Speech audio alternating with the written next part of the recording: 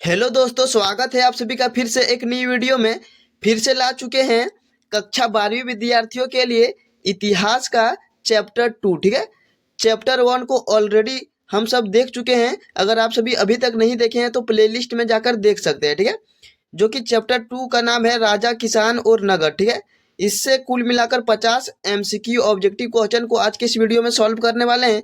तो आप लोग वीडियो के स्टार्टिंग से एंड तक बने रहिएगा। और जितने भी विद्यार्थी चैनल पर अगर पहली बार विजिट कर रहे हैं तो चैनल को सब्सक्राइब जरूर कीजिएगा। ठीक है, चलिए वीडियो को स्टार्ट करते हैं। पहला नंबर का प्रश्न है, किस शिलालेख में अशोक के कलिंग विजय का उल्लेख है? तो इसका सही आंसर क्या हो जाएगा? इसका सही आंसर हो जाएगा ऑप्शन नंबर डी वाला 13वां। ठीक है, 13वां शिलालेख बोलिए या फिर अभिलेख बोलिए, उसमें जो है अशोक का कलिंग विजय का उल्लेख है। ठीक है, चलिए आगे देखते हैं दूसरा प्रश्न। अगला प्रश्न है, किस भारतीय शासक को नेपोलियन की संज्ञा दी गई है? यानी कि किस भारतीय शासक को नेपोलियन के नाम से जाना जाता है? तो इसका सही आंसर हो जाएगा समुद्रगुप्त। ऑप्शन नंबर जो आप सभी देख रहे हैं समुद्रगुप्त गुप्त जो है इसका बिल्कुल ही सही आंसर हो जाएगा। चलिए आगे देख लेते हैं अगला प्रश्न। अगला प्रश्न है, चंद्रगुप्त मौर्य का शासन काल क्या था? तो इसका शासन काल था 323 से 298 ईसा पूर्व। ठीक है, 323 से 298 ईसा पूर्व इस प्रश्न का बिल्कुल ही सही आंसर हो जाएगा। ठीक है, चलिए आगे देख लेते हैं अगला प्रश्न। अगला प्रश्न है, अंगुत्तर निकाय के अनुसार महाजन पदों की संख्या कितनी है? तो महाजन पदों की टोटल संख्या जो है 16 है। ठीक है, ऑप्शन नंबर जो आप सभी देख रहे हैं 16 इस प्रश्न का बिल्कुल ही सही आंसर हो जाएगा। चलिए आगे देख लेते हैं अगला प्रश्न। अगला प्रश्न है, मगध साम्राज्य की स्थापना किसने की? मगध साम्राज्य की स्थापना किसके द्वारा किया गया था? तो इसका सही आंसर क्या हो जाएगा? इसका सही आंसर हो जाएगा राजा बिंबिसार। ठीक है, बिंबिसार के द्वारा जो है मगध साम्राज्य की स्थापना किया गया था। ठीक है, चलिए आगे देख लेते हैं अगला प्रश्न। अगला प्रश्न भी बहुत इंपॉर्टेंट प्रश्न है, विक्रमादित्य की उपाधि किस सम्राट ने ग्रहण की थी? यानी कि विक्रमादित्य की उपाधि जो है किस सम्राट ने ग्रहण की थी? तो इसका सही आंसर हो जाएगा चंद्रगुप्त द्वितीय। ठीक है, हम सभी को पता है कि चंद्रगुप्त द्वितीय को जो है विक्रमादित्य के नाम से भी जाना जाता है। ठीक है, और इस वीडियो को अपने दोस्तों के पास ज्यादा से ज्यादा जरूर शेयर कीजिएगा दोस्तों। और वीडियो थोड़ा भी अच्छा लग रहा है तो एक लाइक कर दीजिएगा। ठीक है, चलिए आगे देख लेते हैं अगला प्रश्न। अगला प्रश्न है, मुद्रा राक्षस किसकी रचना थी? देखिए इसको जो है ट्रिक से आप सभी को बताए थे, मुद्रा राक्षस। यहाँ पर क्या है? राक्षस। राक्षस यानी कि आप सभी देखे होंगे जितने भी राक्षस होते हैं सबके जो होते हैं दांत, दांत कैसे होते हैं? विशाल होते हैं। और यहाँ पर आप सभी देख रहे हैं इसका सही आंसर हो जाएगा विशाखा दत्त। ठीक है, लेकिन यहाँ पर देख रहे हैं दत्त, दत्त से याद कर सकते हैं दांत। ऐसे ही यानी कि जितने भी राक्षस होते हैं सबके दांत जो है विशाल होते हैं, तो ऐसे याद कर सकते हैं विशाखा दत्त। ऑप्शन नंबर जो है इसका बी नंबर बिल्कुल ही सही आंसर हो जाएगा। ठीक है, चलिए आगे देख लेते हैं अगला प्रश्न। मौर्य साम्राज्य का प्रथम शासक कौन था? यानी कि मौर्य साम्राज्य का प्रथम शासक कौन था? तो इसको भी आप सभी को ट्रिक से बताए थे। मौर्य साम्राज्य का प्रथम शासक जो है चंद्रगुप्त मौर्य। ठीक है, देखिए इसको कैसे आप सभी याद करेंगे? देखिए यहाँ पर है मौर्य और यहाँ पर भी है मौर्य, यानी कि मौर्य साम्राज्य की स्थापना चंद्रगुप्त मौर्य के द्वारा किया गया। और दूसरा शासक कौन है? दूसरा शासक है बिंदुसार। देखिए यहाँ आप सभी अगर यहाँ पर बिंदु जैसे ही लिखेंगे तो यहाँ बिंदु में आ रहा है दू, दू से याद कर सकते हैं दू, यानी कि दो, यानी कि दूसरा शासक हो जाएगा बिंदुसार। ठीक है, और तीसरा शासक क्या है? तीसरा शासक है अशोक। आप सभी अगर अशोक लिखेंगे तो जैसे ही अशोक लिखते हैं तो क्या आता है? अ में 3 आता है, तो इसको याद कर सकते हैं अशोक तीसरा नंबर का शासक है। ठीक है, चलिए आगे देखते हैं अगला प्रश्न। अगला प्रश्न है, धम्म महामंत्रों को किसने नियुक्त किया? तो धम्म महामंत्रों को जो है किसने नियुक्त किया था? तो इसका सही आंसर हो जाएगा अशोक। ऑप्शन नंबर जो आप सभी देख रहे हैं अशोक इसका बिल्कुल ही सही आंसर हो जाएगा। चलिए आगे देख लेते हैं अगला प्रश्न। अगला प्रश्न है, वेदों की संख्या कितनी है? तो वेदों की संख्या कितनी है? तो इसका सही आंसर क्या हो जाएगा? इसका सही आंसर हो जाएगा, देखिए वेदों की संख्या जो है 4 है। अगर आप सभी से पूछा जाए कि वेदांगों, अगर आप सभी से पूछा जाए कि वेदांगों की संख्या कितनी है, अगर वेदांगों की संख्या पूछा जाए तो 6 हो जाएगा। ठीक है, 6 वेदांगों की संख्या कुल मिलाकर 6 है, लेकिन वेदों की संख्या कितनी है? 4 है। और आप सभी कमेंट करके जरूर बताइएगा कि अगला वीडियो कौन से सब्जेक्ट का लाएं। ठीक है, चलिए आगे देखते हैं अगला प्रश्न। अगला प्रश्न है, 16 महाजन पदों में से सबसे शक्तिशाली महाजन पद कौन सा था? यानी कि 16 महाजनपदों में जो है सबसे शक्तिशाली महाजनपद कौन सा था? तो मगध। ऑप्शन नंबर जो देख रहे हैं मगध इस प्रश्न का बिल्कुल ही सही आंसर हो जाएगा। ठीक है, चलिए देख लेते हैं आगे अगला प्रश्न। अगला प्रश्न है भारतीय इतिहास का कौन सा काल स्वर्ण काल के नाम से जाना जाता है? यानी कि भारतीय इतिहास का जो है कौन सा काल है जिसे स्वर्ण काल के नाम से जाना जाता है? तो इसका सही आंसर हो जाएगा गुप्त काल। ऑप्शन नंबर जो आप सभी देख रहे हैं गुप्त काल, इसका बिल्कुल ही सही आंसर हो जाएगा। चलिए आगे देखते हैं अगला प्रश्न जो कि अभी आप सभी को जस्ट बता दिए। अशोक किस वंश का शासक था? तो अशोक जो है मौर्य वंश का तीसरा शासक था। आप सभी को ट्रिक से बताएं, उम्मीद करते हैं कि आप सभी को ट्रिक जो है बहुत ही अच्छा लगा होगा। ठीक है, चलिए आगे देखते हैं अगला। अगला प्रश्न है, अगला प्रश्न भी बहुत इंपॉर्टेंट प्रश्न है। पर्याग प्रशस्ति की रचना किसने की थी? पर्याग प्रशस्ति की रचना किसने की थी? तो इसका सही आंसर क्या हो जाएगा? इसका सही आंसर हो जाएगा हरिसेन। हरिसेन के द्वारा जो है पर्याग प्रशस्ति की रचना किया गया है। ठीक है, चलिए और देख लेते हैं अगला प्रश्न। अगला प्रश्न आप सभी से पूछा गया है कनिष्क की राज्यरोहण तिथि है, यानी कि कनिष्क की राज्यरोहण कब हुई थी? तो इसका राज्यरोहण जो है 78 ईसा पूर्व में होता है। ठीक है, 78 ईसा पूर्व में। ऑप्शन नंबर जो देख रहे हैं बी नंबर इसका बिल्कुल ही राइट आंसर हो जाएगा। ठीक है, चलिए आगे देखते हैं अगला प्रश्न। अगला प्रश्न है तक्षशिला विश्वविद्यालय कहाँ स्थित है? तक्षशिला जो है कहाँ स्थित है? यह स्थित है पाकिस्तान में। ऑप्शन नंबर जो देख रहे हैं पाकिस्तान, इस प्रश्न का बिल्कुल ही राइट आंसर हो जाएगा। ठीक है, चलिए देख लेते हैं आगे अगला प्रश्न। अगला प्रश्न है पुराणों की संख्या कितनी है? तो पुराणों की संख्या कुल मिलाकर कितने हैं? 18 है। ठीक है, 18 जो है पुराणों की संख्या है। उसके बाद आप सभी से पूछा जाता है कि महाभारत का युद्ध कितने दिनों तक चला था? तो महाभारत का युद्ध भी जो है 18 दिनों तक चला था। ठीक है, चलिए आगे देखते हैं अगला प्रश्न। अगला प्रश्न है एलोरा में कैलाश मंदिर किस राजवंश ने निर्मित किया? यानी कि एलोरा में जो कैलाश मंदिर है इसका निर्माण जो है किस राजवंश के द्वारा किया गया है? तो इसका सही आंसर हो जाएगा राष्ट्रकूट के द्वारा। ऑप्शन नंबर जो देख रहे हैं राष्ट्रकूट, इसका बिल्कुल ही सही आंसर हो जाएगा। ठीक है, और आप सभी से जो है फाइनल बोर्ड एग्जाम में कुल मिलाकर 30 ऑब्जेक्टिव पर्सन सभी सब्जेक्ट से पूछा जाएगा। तो ऑब्जेक्टिव पर्सन भी बहुत ही महत्वपूर्ण हो जाता है। ठीक है, उसके बाद आप सभी सब्जेक्टिव प्रश्नों को भी अपलोड करेंगे बाद में। ठीक है, आप सभी जैसे ही बोलेंगे सब्जेक्टिव प्रश्न को भी सॉल्व किया जाएगा। चलिए आगे देखते हैं अगला प्रश्न। धम्म की शुरुआत किसने की थी? अभी आप सभी को यही प्रश्न जो है रिपीटेड हो गया। धम्म की शुरुआत किसने की थी? तो अशोक के द्वारा किया गया था। ऑप्शन नंबर जो देख रहे हैं सी नंबर, अशोक बिल्कुल ही सही आंसर हो जाएगा। चलिए आगे देख लेते हैं अगला प्रश्न। अगला प्रश्न है मेगास्थनीज ने अपने यात्रा वृत्तांत में भारत के समाज को कितने वर्गों में विभाजित किया है? मेगास्थनीज ने अपने यात्रा वृत्तांत में जो है भारत के समाज को आखिर कितने वर्गों में विभाजित किया है? तो कुल मिलाकर 7 भागों में। ऑप्शन नंबर जो देख रहे हैं 7 भागों, इसका बिल्कुल ही सही आंसर हो जाएगा। चलिए आगे देख लेते हैं अगला प्रश्न।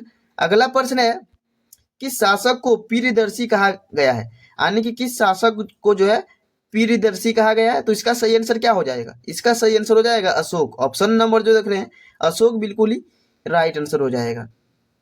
चलिए आगे देखते हैं अगला प्रश्न। अगला प्रश्न है प्राचीन भारत में अभिलेख की शुरुआत किस शासक ने की थी?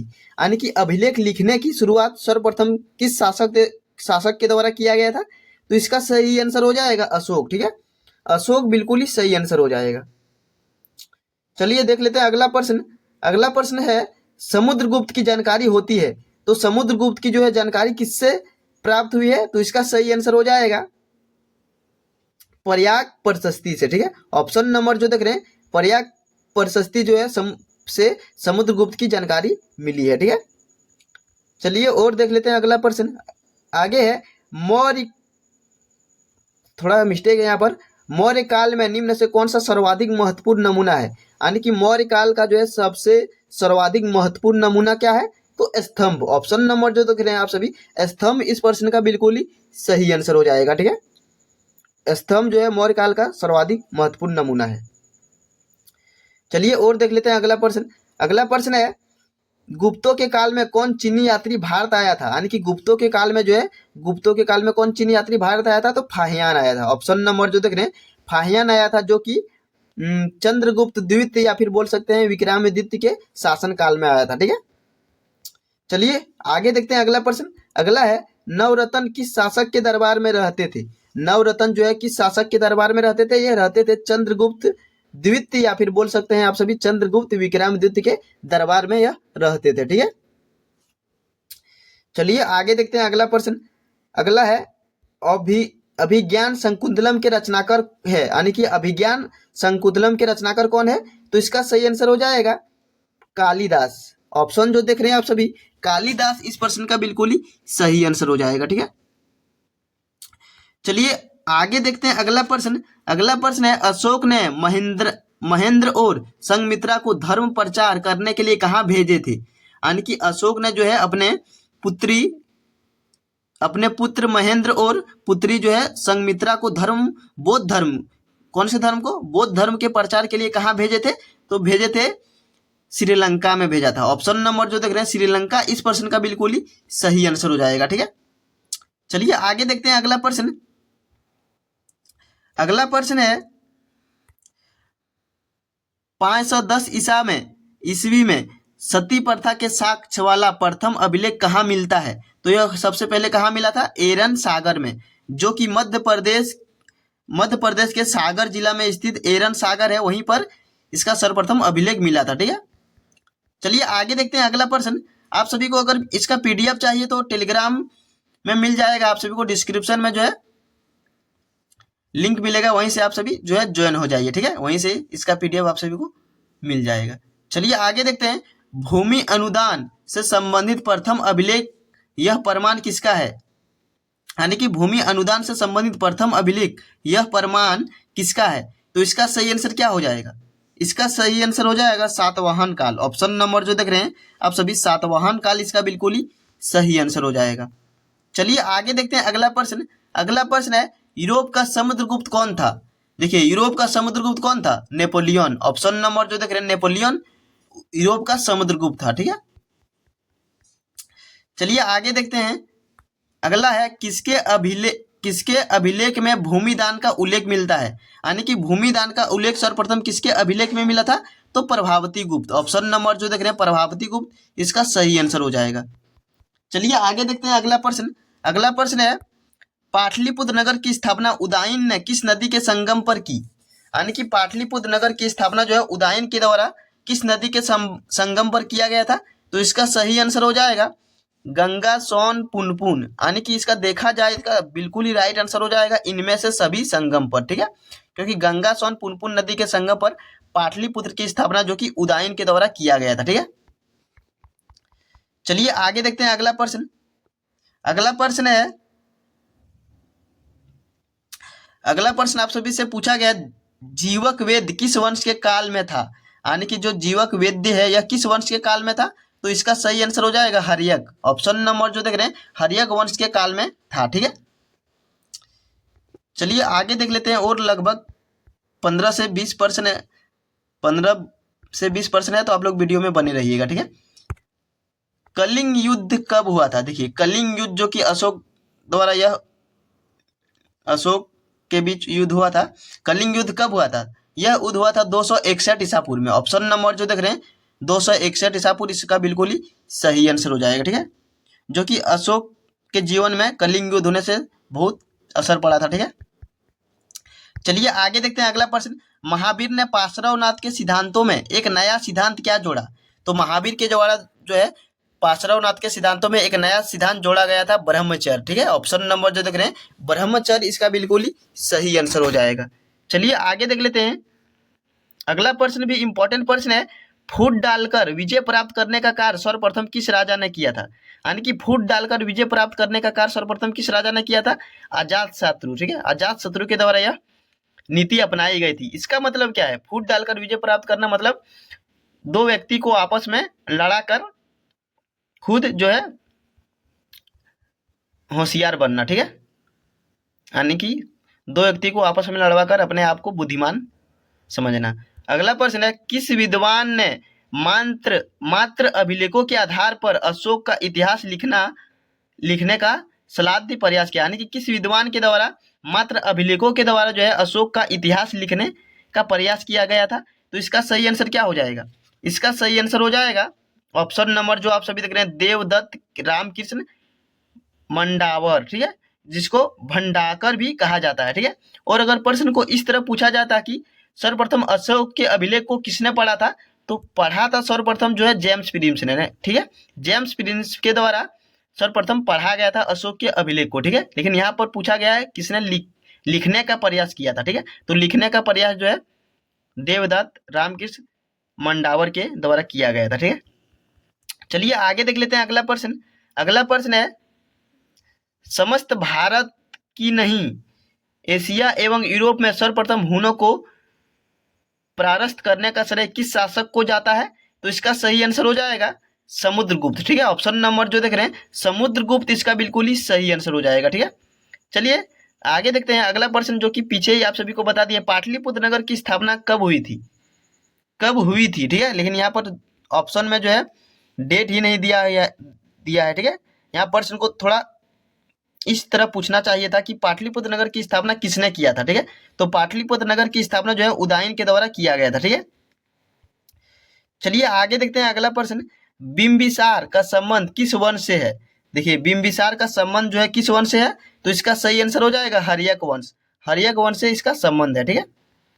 चलिए आगे देखते हैं अगला प्रश्न, वज्जी को सामाजिक ग्रंथों में कहा जाता है, तो इसको क्या कहा जाता है? इसको कहा जाता है गणतंत्र। ऑप्शन नंबर जो देख रहे हैं गणतंत्र, इसका बिल्कुल ही सही आंसर हो जाएगा। चलिए आगे देखते हैं अगला प्रश्न।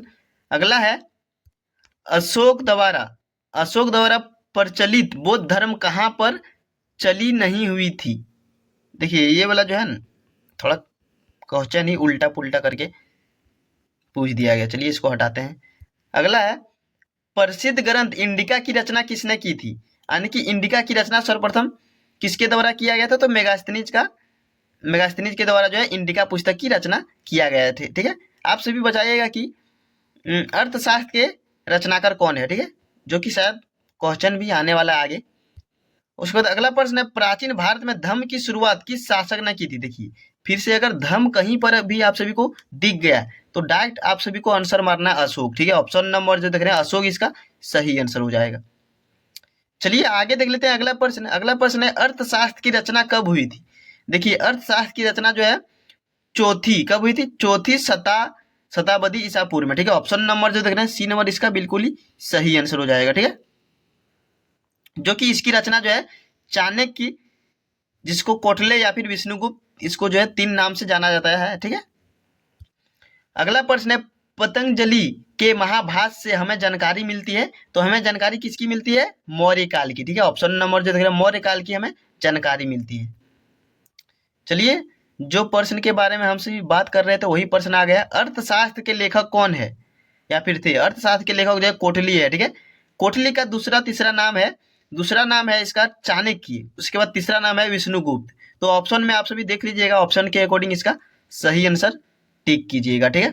अगला प्रश्न है, अर्थशास्त्र और इंडिका से किस राजवंश के विषय में जानकारी मिलती है? तो इसका सही आंसर हो जाएगा मौर्य राजवंश के बारे में जानकारी मिलती है, ठीक है। चलिए और अंतिम प्रश्न देख लेते हैं। अंतिम प्रश्न है, राजतरंगिणी के लेखक कौन थे? राजतरंगिणी के लेखक कौन थे? तो इसका सही आंसर हो जाएगा कल्हन, ठीक है। कल्हन जो है, कल्हन के द्वारा राजतरंगिणी का रचना किया गया है, ठीक है। चलिए मिलते हैं अगले चैप्टर में जो कि तीसरा चैप्टर को सॉल्व करेंगे। चलिए मिलते हैं।